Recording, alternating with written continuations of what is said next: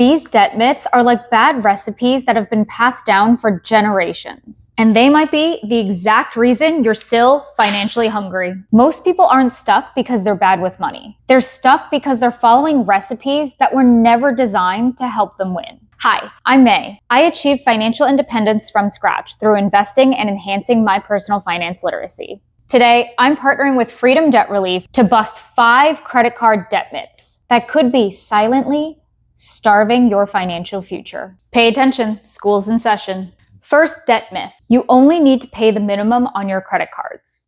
Paying only the minimum is like cooking on the lowest heat.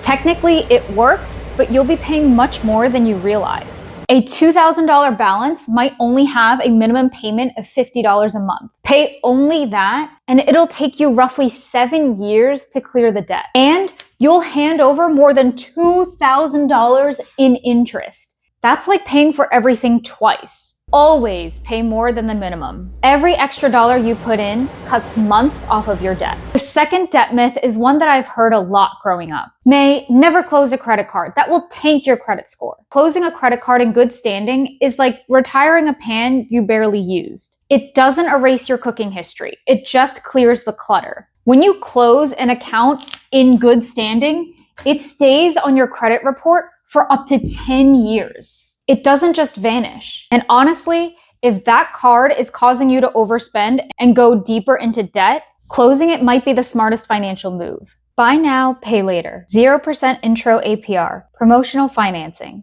These are like free samples designed to get you to buy the whole meal. On the surface, these sound amazing. But when you read the fine print, some plans use deferred interest. If you owe even $1 when the promo period ends, you get hit with interest going all the way back to day one. Suddenly, you're financing your phone, your couch, and your wardrobe, and you can't pay it off in time. This debt myth is very costly. Using your credit card as an emergency fund is like ordering delivery every time your fridge is empty. It solves the problem once, but you're paying a 21% delivery fee every time you can't pay it off. A $2,000 emergency that you leave on your credit card for 3 months ends up being a $2,107 bill. Yikes. Now you have to pay an extra $100 on top of the original bill. A real emergency fund sits in a savings account. It's like a stocked pantry. No food in the fridge? No problem. You can make something with staples in your pantry. A balance transfer card or a consolidation loan can be useful tools, but they are not cures. Refinancing is like switching pots when your food is burning. It buys you time, but if you don't turn down the heat and address why you went into debt in the first place, it's going to burn again. If you currently have credit card debt, check out freedomdebtrelief.com.